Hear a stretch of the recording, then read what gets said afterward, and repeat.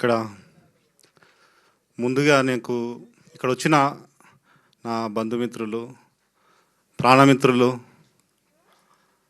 నా కోసం వచ్చిన పెద్దలు తీన్మార్ మల్లన్న గారికి, అలాగే రాజ్ కందుకూరి గారికి, నన్ను మా అన్న సోహెల్ అన్న గారికి, అలాగే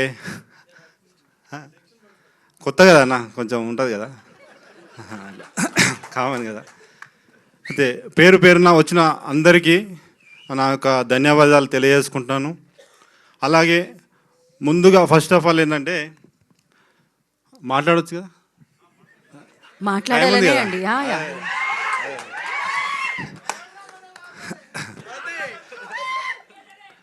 ముందుగా నన్ను కన్న తల్లిదండ్రులకు పాదాభివందనాలు తెలియజేసుకుంటున్నా. ఎందుకంటే వాళ్ళు లేనిది నేను లేను. ఈరోజు నన్ను ఎంతో కష్టపడి మా అమ్మ ఆకలి ధూపని తట్టుకొని మమ్మల్ని చాలా కష్టపడి పెంచింది. వాళ్ళ రుణం ఎప్పటికీ తీర్చుకోలేను ఈ జన్మలో. మీరు కూడా, నేను కష్టపడి వచ్చిన ఈయన మ్యూజిక్ డైరెక్టర్ మా అన్న. ఆ అన్న అంటే నాకు చాలా ఇష్టం. ఎందుకంటే చిన్న చిన్న కొట్లాటలకు అన్నదమ్ములు విడిపోయడం చూస్తూ ఉంటాం. కానీ నా ఆస్తులు పోయినా, నా ప్రాణం పోయినా మా అన్న కోసం వదిలేస్తాను నేను. ఎందుకంటే ఆయన కోసం ఈ సినిమా నేను కష్టపడి, ఇక్కడ వాస్తవాన్ని చెప్పాలంటే అప్పులు చేసి సినిమా చేసిన నేను. వాస్తవానికి నా ఆస్తులు కుదబెట్టిన, అమ్మడానికి పోతే కూడా రూపాయి ఆటానికి కూడా పోలే. అలాంటి పరిస్థితిలో ఉన్నప్పుడు నాకు అప్పులు ఇచ్చిన వాళ్ళు కూడా ఇక్కడ ఉన్నారు. వాళ్ళందరూ కూడా ధన్యవాదాలు తెలియజేసుకుంటున్నా. ఎందుకంటే ఆపదలో ఇచ్చిన వాళ్ళని గుర్తుంచుకోవాలి కదా. సరే, నాకు మంచి అవకాశం ఇచ్చారు వాళ్ళు. వాస్తవానికి ఇవ్వాలి, రేపు ఎవరు డబ్బులు ఇవ్వాలన్నా కూడా ఇవ్వట్లేరు. కానీ నన్ను ఎంతో ప్రేమించి నాకు అప్పులు ఇచ్చిన వారికి కూడా ధన్యవాదాలు తెలియజేసుకుంటున్నా. వాళ్ళందరూ కూడా పాదాభివందనాలు కూడా తెలియజేసుకుంటున్నా. ఎందుకంటే వాళ్ళకి తిరిగి నేను ఇవ్వాలి. మళ్ళీ ఇవ్వాలంటే ఏం చేయాలంటే మీరు అందరూ డిసెంబర్ 13వ తారీఖు నాడు థియేటర్లో సినిమా చూడాలి. 200 రూపాయలు పెట్టి సినిమా చూడాలన్నా. మీరు 200 రూపాయలు పెట్టి సినిమా చూస్తే నేను సక్సెస్ అయినట్టే. నాకు డబ్బులు ఇచ్చిన వాళ్ళందరినీ తృప్తిపరిచి మళ్ళీ రిటర్న్ డబ్బులు ఇవ్వాలి. అలాగే ఇక్కడ వచ్చిన నేను ఒక డౌన్ఫాల్ నుంచి వచ్చినాను నేను. అంటే యాక్చువల్గా ఏంటంటే నేను పేపర్ వేసుకునేవాడిని ఫస్ట్. చెప్పొచ్చా? మీరు ఏం మీరు మధ్య మధ్యలో తిరిగి చెప్పొచ్చా? నా పర్మిషన్ ఎందుకు? మీరు ఏం చెప్పాలనుకుంటారో చెప్పండి, పర్వాలేదు చెప్పండి. నన్ను పేపర్ వేసుకున్న వాడి నుంచి నన్ను ఒక్క పూట నా ఫ్యామిలీకి 3 పూటలు అన్నం పెడితే చాలా అని పరిస్థితి నుంచి వచ్చిన. అంటే నాకు ఒక కసి ఉండే.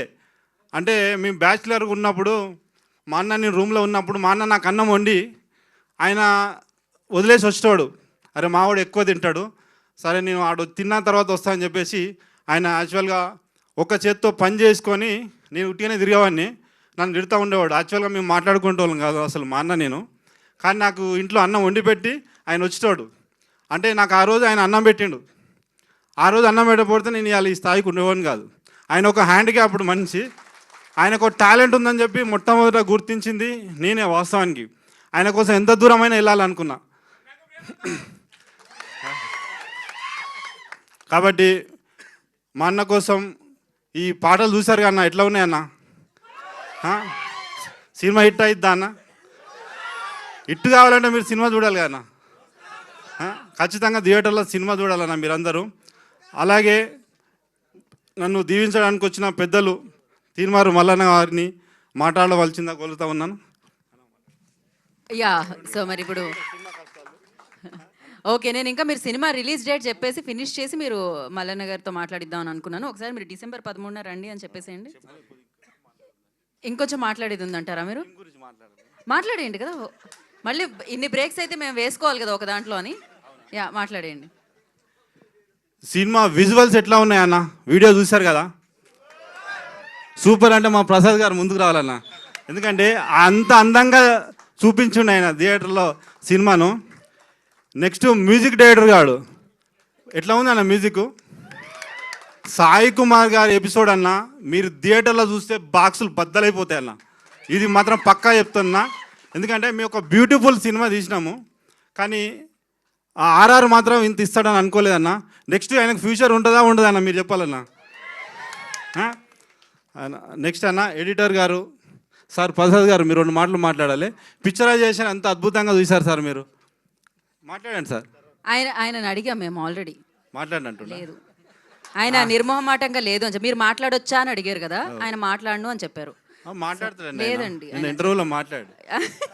అదే అందులో చూడండి అంటున్నారు. ఆయన వర్క్ ఎట్లా ఉంటుందన్న అంటే, గోదావరిలో ఈతల కెమెరాలు వేసుకొని అవతలికి పోయి గోదావరి దాటి టెంపుల్ దగ్గర షూట్ చేయాలి.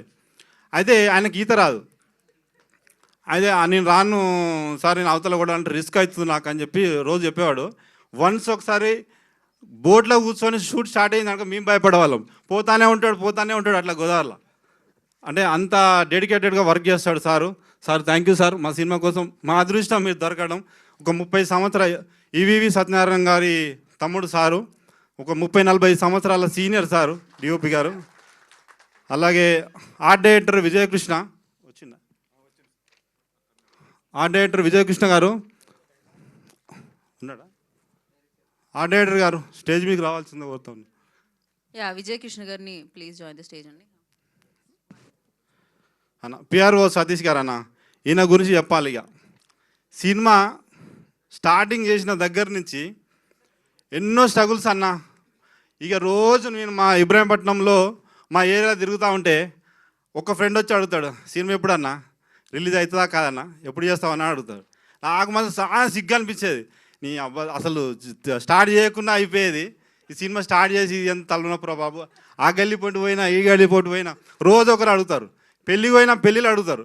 ఇక ఇది నీకు చెప్పలేక ఏంటంటే నాకు డబ్బులు లేవు, సినిమా వేయాలంటే డబ్బులు కావాలి.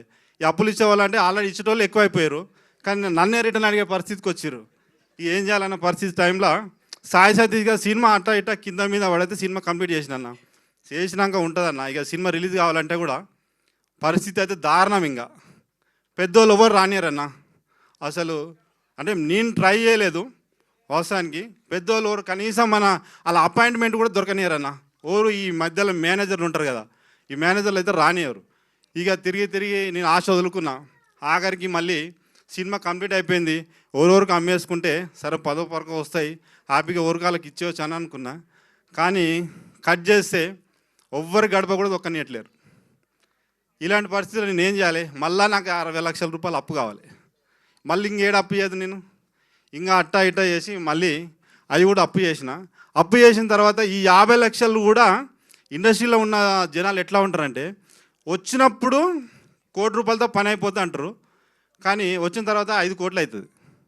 అంటే పిల్లలు కూడా అమ్ముకొని ముళ్ళముడు అనుకొని వెళ్ళిపోవాలి. ఊరేసుకొని చచ్చిపోయిన వాళ్ళు కూడా ఉన్నారు ఇండస్ట్రీకి వచ్చి. అంటే అందుకే సినిమా అంటే అవసరం వారానికి సినిమా ఎందుకు రా తిని ఊకే నువ్వు బిజినెస్ నువ్వు చూసుకోక ఎందుకు నీకు ఇవన్నీ టైంపాస్ లెక్కలు, మంచి బిజినెస్ చేసుకున్నావు, డబ్బులు ఉన్నాయి, హ్యాపీగా ఎంజాయ్ చేయొచ్చు అని చెప్తారు. కానీ ఎందుకు చెప్తారు అనేది నాకు అర్థమైంది. ఎందుకంటే ఇక్కడ వచ్చిన తర్వాత వీళ్ళు నిజంగా వీళ్ళు పంపిస్తారు కదా ఫస్ట్, అలా పంపముందుగా ఇక్కడికి రావద్దని చెప్తారు. కానీ ఈ సాయి సతీష్ గారు చిన్న సినిమాలకు దొరికిన ఒక అద్భుతమైన వరం ఆయన. ఎందుకంటే ఆయన సార్ నాది 50 లక్షలు సార్ నా బడ్జెట్, కానీ నువ్వు ఏమన్నా చెయ్యి, అందరికి పిలిచి నువ్వు నీ బడ్జెట్ ఎంత అన్నా, నా దగ్గర 50 లక్షలు అన్నా, 50 లక్షల సినిమా రిలీజ్ కావాలంటే సార్ మనకు పెద్దోళ్ళు అయితే దొరకరు సార్, కాకపోతే నేను ప్రతిదీ దగ్గర ఉండి చూసుకుంటా. ఆయన మోహన్ బాబు గారికి విష్ణు గారికి పర్సనల్ ఆయన పిఆర్ఓ గారు. అయితే అందరిని పిలిచి రాజ్కందూర్ సార్ను, సోహెల్ అన్నను అందరిని పిలిచి ఆయన మన చంద్రబోస్ గారితో సాంగ్ లాంచ్ చేయించాడు. అందరిని పిలిచి సినిమా హైప్ తీసుకొచ్చాడు. అన్న నాకు 30 లక్షలు పెట్టన్నా, నీ సినిమా ఒక రేంజ్లో హైప్ చేస్తా. ఫైనల్గా హైప్ చేసిన తర్వాత మంచి డిస్ట్రిబ్యూటర్లు కావాలి కన్నా. డిస్ట్రిబ్యూటర్లు కూడా ఆయన కూడా భయమైంది. అన్న డిస్ట్రిబ్యూటర్లు అనేటోళ్ళు నాకు కూడా అలవాటు లేదన్న, కొంచెం తెలియదు. కాబట్టి ఈ డిస్ట్రిబ్యూటర్లు అనేవాళ్ళు వాళ్ళని కూడా నమ్మపరిస్తే నేను ఇన్నేళ్ళ నుంచి ఇండస్ట్రీలో ఉన్నా నాకు కూడా అర్థమవుతలేదన్న అని చెప్పేసి అని అంటప్పుడు సారే ఉండి వైజాగ్ శంకర్ గారిని రెఫర్ చేశాడు. ఆయన ఇంకా అద్భుతమైన ఏంటంటే, అన్న సినిమా చూసినా నీ మంచితనం చూసినా, అంటే వీళ్ళు ఎందుకు అంటారో తెలీదు, అలా కొద్ది పరిచయం కూడా లేదు, కానీ నీకోసం సినిమా నా సాయశక్తుల కష్టపడి నేను రిలీజ్ చేస్తానా, కొద్దిగా ఖర్చులు పెట్టుకో నువ్వు, నేను సినిమాని ఎక్కడికో తీసుకుపోతాం, సినిమా బాగుంటే చూస్తారు లేకపోతే లేదన్నా, కాకపోతే థియేటర్లో అయితే సినిమా షో చేస్తానా అని చెప్పేసి అన్నాడు. అన్న తర్వాత ఆయన వైజాగ్ శంకర్ అని ఆంధ్ర చూస్తాడు ఆయన. ఇక నైజాం కావాలిగా, నైజాం డిస్ట్రిబ్యూటర్ వచ్చేసి అన్న ఎన్టీఆర్ సీన్ అన్న. ఎన్టీఆర్ సీన్ అంటే ఆయన ఎన్టీఆర్ సినిమాలు వరుసగా ఎన్నో సంవత్సరాల నుంచి సినిమాలు చేసిండంట. ఎన్టీఆర్ సీన్ అన్న దొరికిండు, ఇంకా అదృష్టం అనిపించింది. అంటే వాళ్ళందరూ వచ్చి నాకు భుజం తట్టి మేము ఉన్నామన్నా, నువ్వు హ్యాపీగా ఉండు, నేను సినిమా రిలీజ్ చేస్తా, థియేటర్లో షో ఇవ్వాలంటే ఇంకొక పుష్ప ఉందిగా పెద్ద సార్ సినిమా, ఆ పుష్ప సినిమా ఉంది థియేటర్లో. ఈ థియేటర్ మాకు థియేటర్లు ఎట్లా వస్తాయంటే, అన్న నీకు మాత్రం ఒక 100 థియేటర్లు ఇస్తా, ఏదో ఒకటి చేసి నీకు 100 థియేటర్లు ఇస్తా, నేను సినిమా షో వేపిస్తానా పుష్ప ఉన్నా సరే, ఎందుకంటే ఆల్రెడీ సూపర్ హిట్ అయిన సినిమా కాబట్టి చాలా రోజులు, వారం రోజుల కంటే ఎక్కువ కొన్ని థియేటర్లు తగ్గుతాయి, తగ్గిన థియేటర్ నీకు ఇస్తా అని చెప్పేసి మన ఎన్టీఆర్ సీన్ అన్న కూడా నాకు సపోర్ట్ చేసి నాకు సినిమాని థియేటర్ లాగా తీసుకొచ్చే పరిస్థితి చేసిండు. ఇదంతా అయిన తర్వాత డాన్స్ మాస్టరు కళాధర్ మాస్టర్ చూసారుగా, బ్యూటిఫుల్ విజువల్స్ ఎట్లా ఉన్నాయి. కళాధర్ మాస్టరు మన లారెన్స్ మాస్టర్ వాళ్ళ అసిస్టెంటు, వీళ్ళందరూ ఏంటంటే చాలా సీనియర్స్ వీళ్ళంతా. నేను ఒక్కనే కొత్త ఇడ, నేను మా అన్న కొత్త. ఎందుకంటే వీళ్ళు సపోర్ట్ లేదే ఇవాళ సినిమా అంత అద్భుతంగా వచ్చేదైతే కాదు. కాకపోతే ఇంత అద్భుతంగా రావడానికి సీనియర్ టెక్నీషియన్స్, ఆర్ట్ డైరెక్టర్ కానీ, మన Mohanakrishna dance master, Sekhar master assistant ఆయన, ఇగో ఈయన గురుగారు చూడు, ఈయన కూడా ఒక పెద్ద ఆర్టిస్ట్ లాగా ఉంటాడు, మైకేల్ జాక్సన్. ఈయన చాలా గొప్పోడు, అద్భుతంగా వర్క్ చేస్తాడు. అయితే వెనక కష్టాల మీద ముందుకు వచ్చినామన్నా, ఫైనల్ టాస్క్ ఒకటి ఉందన్న. ఇంకా ఈ ఫైనల్ టాస్క్ ఏంది చెప్పండి? అది కరెక్ట్ చెప్పింది భయ్య. మీరు థియేటర్లో సినిమా చూడాలన్నా, మీరు థియేటర్లో సినిమా చూస్తే నాకేమైంది? కరెక్ట్. మీరు థియేటర్లో సినిమా చూస్తే నా అప్పు తీడుతుంది అన్న, నా అప్పు తీడితే నెక్స్ట్ టైం చేస్తా, 100% ఇండస్ట్రీలో ఉంటానా. కష్టాలు వచ్చినా నష్టాలు వచ్చినా సార్ లాంటి, రాజ్ కంకూర్ లాంటి వాళ్ళు, మన్నల్ల లాంటి వాళ్ళు, చంద్రబోస్ గారు లాంటి వాళ్ళు, సాయి కుమార్ సార్ కూడా ఈరోజు రావాల్సి ఉండే, పూణేలో షూటింగ్లో ఉన్నాడంట. పెద్ద పెద్ద ఎవ్వరు లేకున్నా ఖచ్చితంగా పెద్దోళ్ళు అన్న వాళ్ళు అందరూ ఒక తిరిగి ఉంటారు కన్నా, కానీ ఇలాంటి పెద్దోళ్ళ సపోర్ట్ ఖచ్చితంగా చిన్న సినిమాలకు ఉంటుందన్న. వీళ్ళందరికీ పేరు పేరున పాదాభివందనం తెలియజేసుకుంటున్నా. నా సినిమా సరే ఎక్కడో పోతుంది అనుకున్నా, కానీ సినిమా సూపర్ ఉంటుందన్న. మీరు థియేటర్లో పోయి సినిమా చూడాలన్న. అన్న శివకుమార్ అన్న గారికి స్వాగతం అన్న.